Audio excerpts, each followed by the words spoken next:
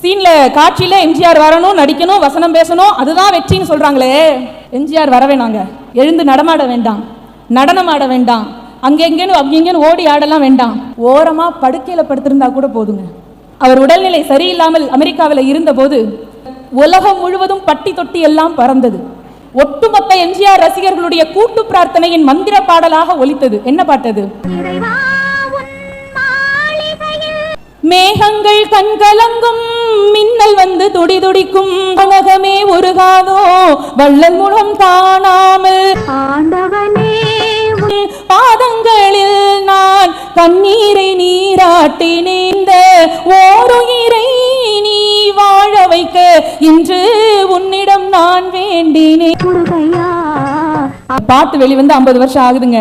இன்னைக்கும் அந்த சோகம் மக்கள் மனசுல எப்படி குடிகொண்டு அப்படியே அமைதியா இருக்கிறாங்க பாத்தீங்களா? அப்படியே மெய்மறந்து கைமறந்து அப்படியே உட்கார்ந்துருக்காங்க பாத்தீங்களா? அவர்களுடைய பாடல்களில் மந்திரமாக ஒலித்து உலகம் முழுவதும் மக்களை சென்று சேர்ந்தது என்று சொன்னால் அதற்கான வெற்றியாக இருக்க முடியும் என்று சொல்லி